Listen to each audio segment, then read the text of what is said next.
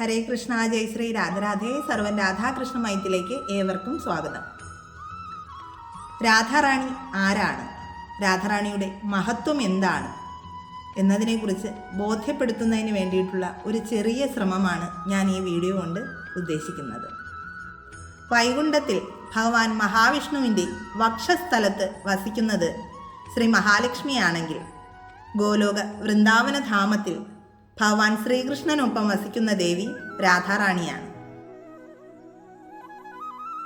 ഒരിക്കൽ ഗോലോകത്തിൽ വെച്ച് ഭഗവാന്റെ ഭക്തനായിട്ടുള്ള ശ്രീതാമാവിൻ്റെ ശാപം രാധാറാണിക്ക് ഏറ്റുവാങ്ങേണ്ടതായിട്ട് വരും.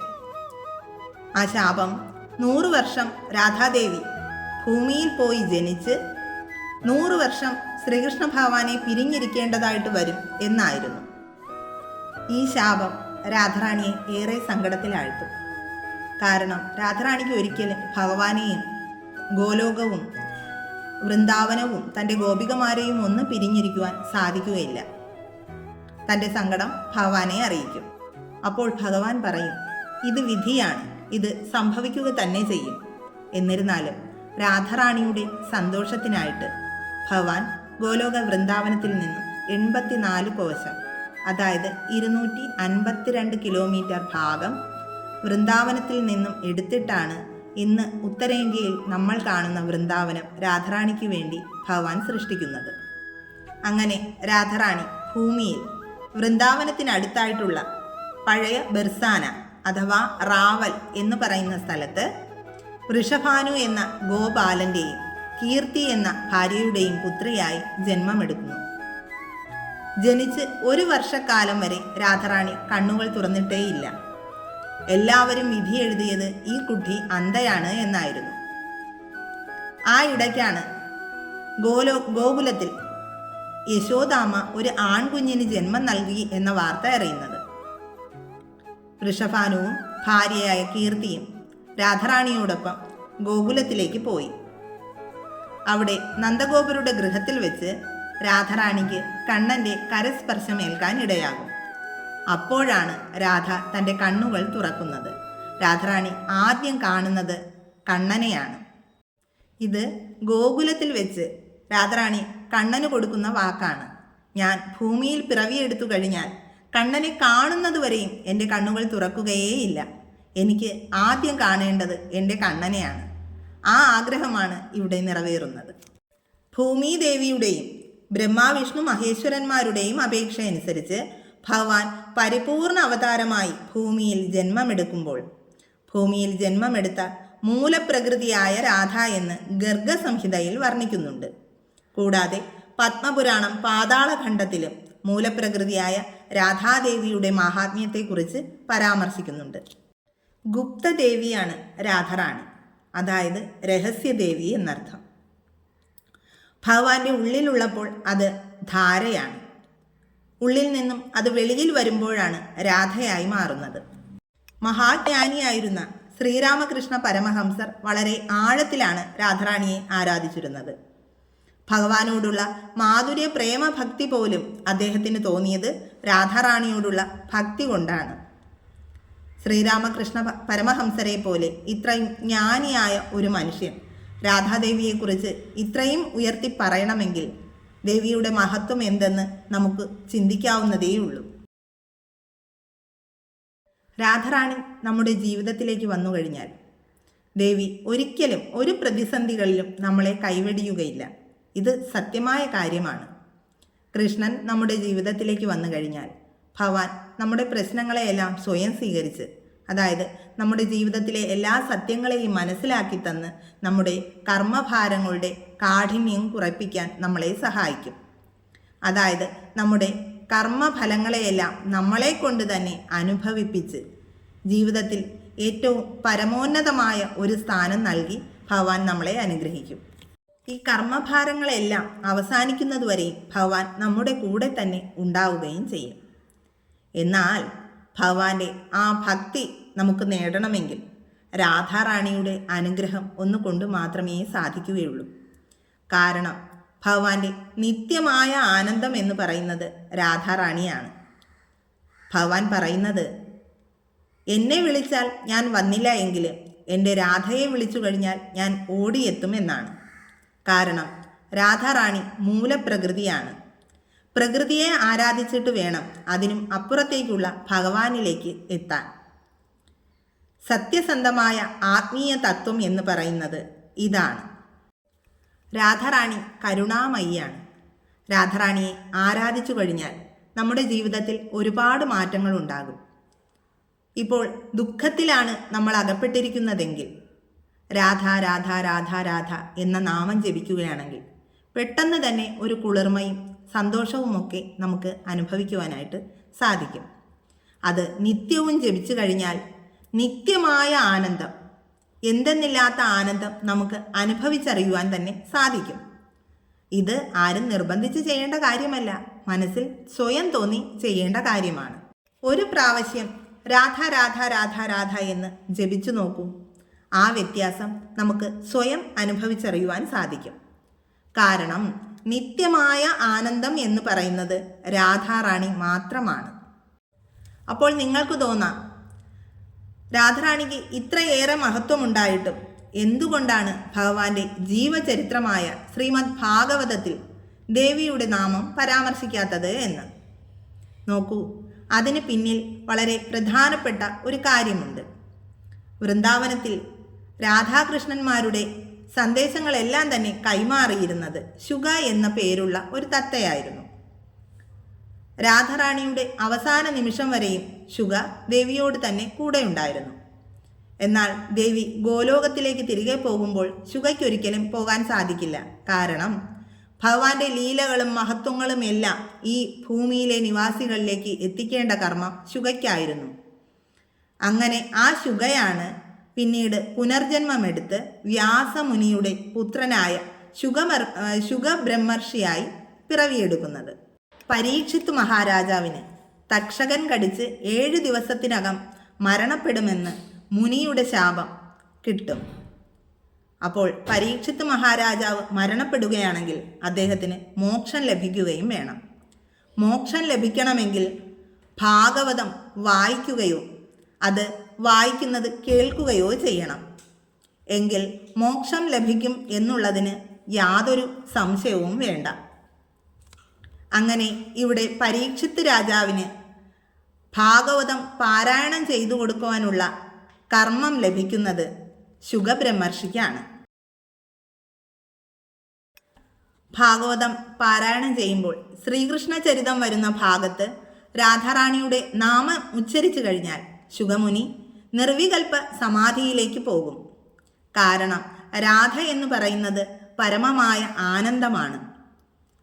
കാരണം അത്രമാത്രമായിരുന്നു രാധാകൃഷ്ണ പ്രണയത്തിൽ ശുഗമുനിയുടെ ആത്മാവ് ശുഗ എന്ന തത്തയായി സാക്ഷ്യം വഹിച്ചത്. നിർവികൽപ്പ സമാധിയിലേക്ക് പോയി കഴിഞ്ഞാൽ ഒരിക്കലും ശുഗമുനിക്ക് 7 ദിവസം കൊണ്ട് പരീക്ഷിത്ത് മഹാരാജാവിന് ഭാഗവതം പാരായണം ചെയ്തു കൊടുക്കുവാൻ സാധിക്കില്ല. അതിന് ദിനങ്ങൾ ഏറെയും വേണ്ടിവരും. അതുകൊണ്ടാണ് ഇവിടെ രാധാറാണിയുടെ നാമം ഭാഗവതത്തിൽ പരാമർശിക്കാത്തത്.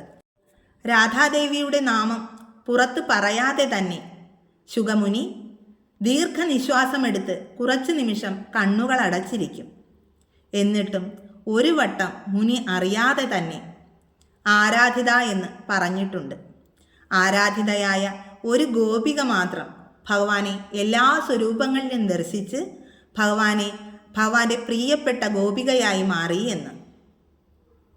നോക്കൂ, ഭഗവാനെ ആഴത്തിൽ മനസ്സിലാക്കിയിട്ടുള്ളവർക്ക് മാത്രമേ ഭാഗവതത്തിൽ ശ്രീകൃഷ്ണ ചരിതത്തിൽ രാധാറാണിയുടെ നാമം മറഞ്ഞിരിപ്പുണ്ട് എന്നതിനെക്കുറിച്ച് മനസ്സിലാക്കാൻ സാധിക്കുകയുള്ളൂ.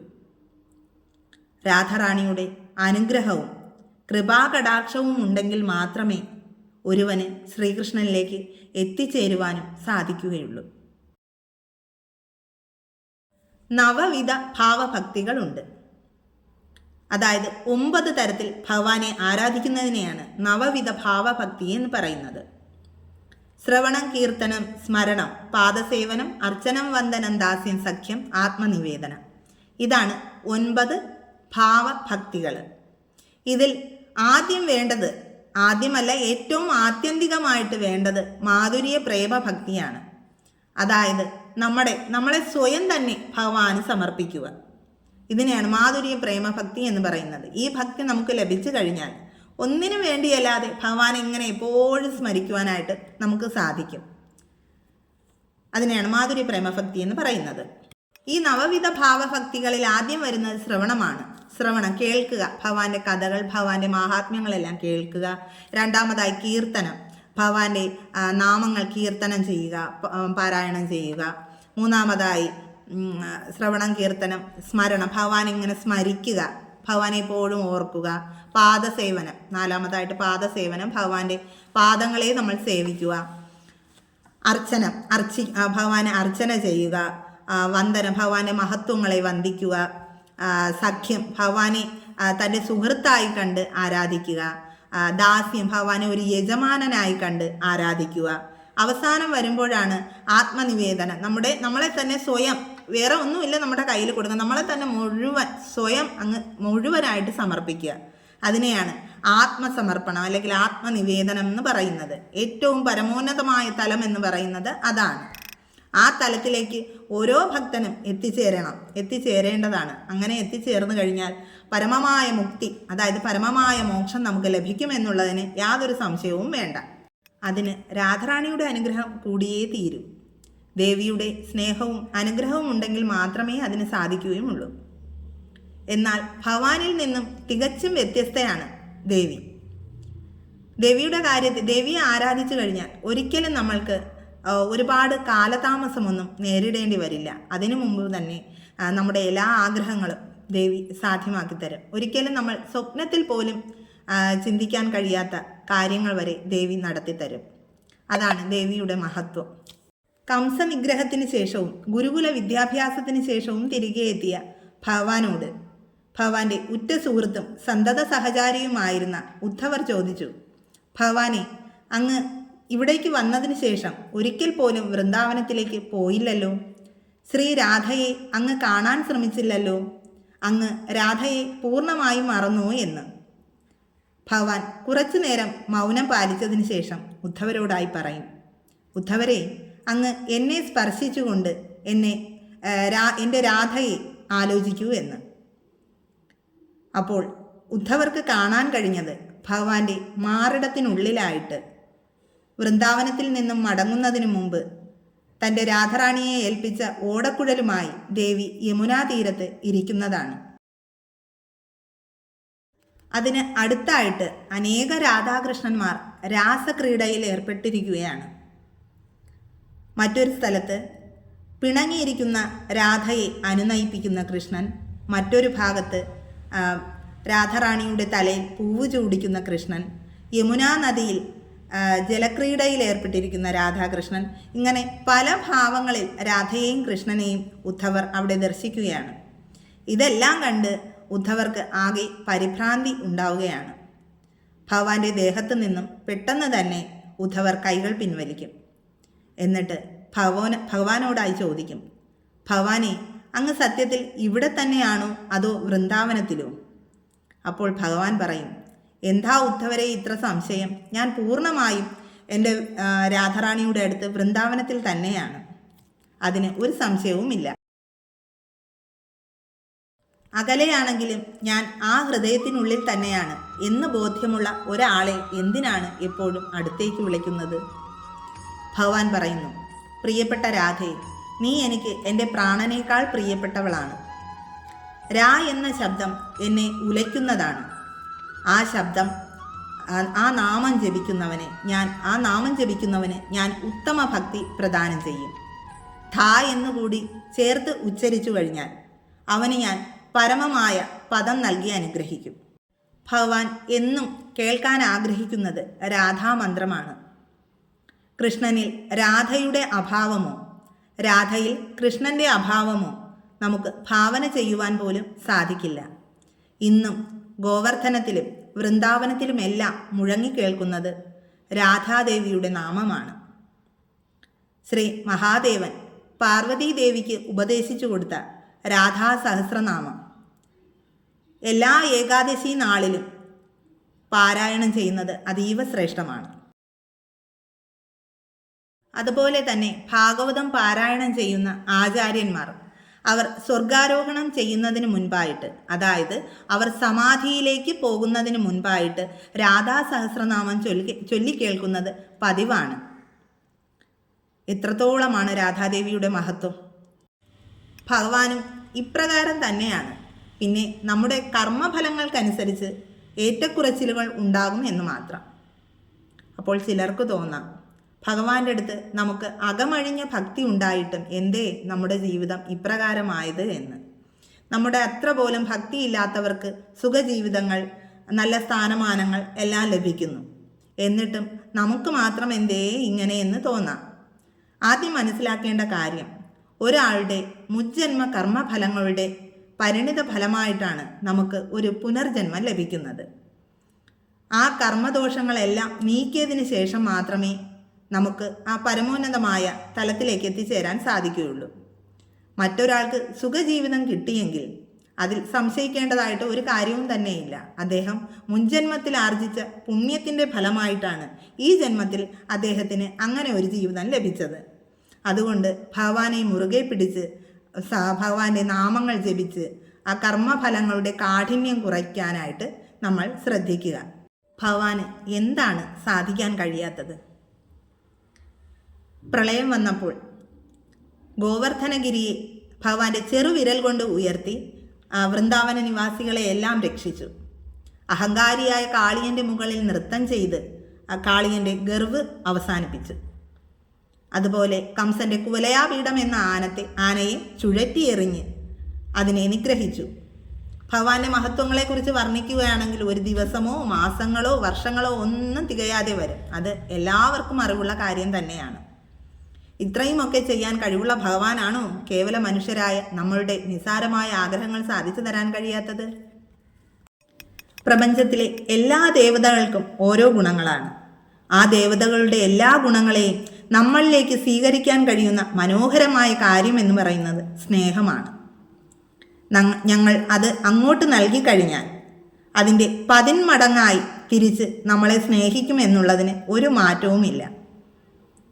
രാധാറാണിയോട് അകമഴിഞ്ഞ സ്നേഹവും ഭക്തിയും ഉണ്ടെങ്കിൽ നമ്മുടെ ജീവിതം തന്നെ മാറ്റിമറിക്കുവാൻ സാധിക്കും.